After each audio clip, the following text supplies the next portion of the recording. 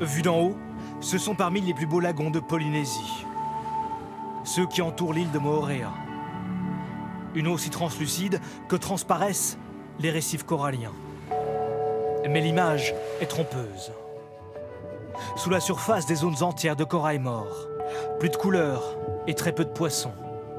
Les tempêtes, la pollution, les touristes, le réchauffement climatique, les coraux ne résistent plus.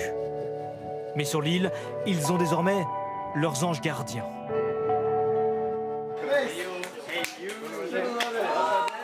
Ils se surnomment les Coral Gardeners, les jardiniers du corail.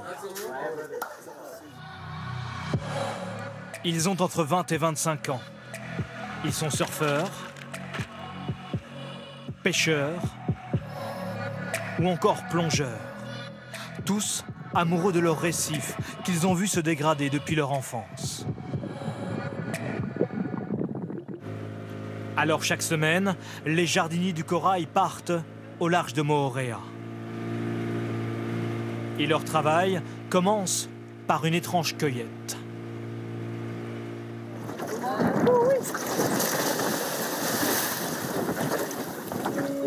Un par un, en apnée, ils repèrent les coraux qui sont en train de mourir.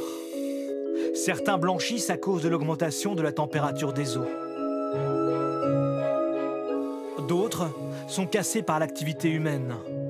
Mais ils peuvent encore parfois être sauvés.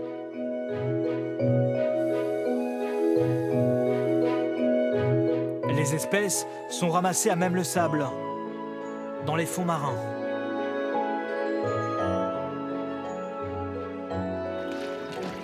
Bon, tiens, je trouve un petit morceau d'eau. Excellent. Donc là, on a ramassé un fragment de corail qui était cassé. Il était posé sur le sable, voué à être étouffé par les sédiments marins et donc il allait mourir. Donc nous, on les collecte. C'est souvent des morceaux de coraux cassés par les pannes des touristes ou les ancres des locaux qui vont surfer ou les tempêtes. Et des morceaux de coraux cassés ou blanchis, il y en a un peu partout dans les lagons de Moorea. C'est bien ce qui a poussé Tayano Teo, 21 ans, un enfant de l'océan, à devenir lui aussi un jardinier du corail.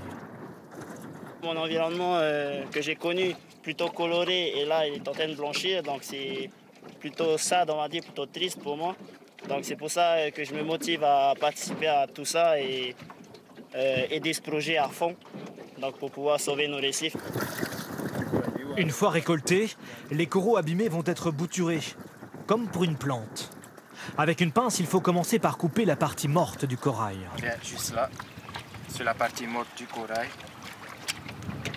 Voilà. On fait ça petit à petit jusqu'à qu'on ait la partie vivante qu'on veut. Chaque partie vivante est ensuite fixée à un tuteur en bambou et littéralement plantée dans une table de corail, appelée des pépinières.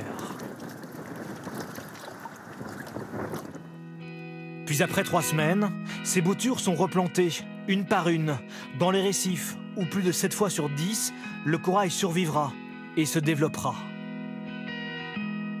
Un travail sans fin. Pour se financer, ces jardiniers de la mer, qui ont déjà replanté plus de 3000 coraux en 2 ans, proposent à tous d'adopter un corail sur Internet pour 25 €. Cette technique de rebouturage s'impose aujourd'hui un peu partout dans le monde, de la Thaïlande aux États-Unis, en passant par l'Australie. La préservation des coraux est aujourd'hui un enjeu majeur dans la protection de l'environnement. Les barrières de corail représentent moins d'1% de la surface sous-marine, mais aujourd'hui dans le monde, un poisson sur 4 vit grâce au corail.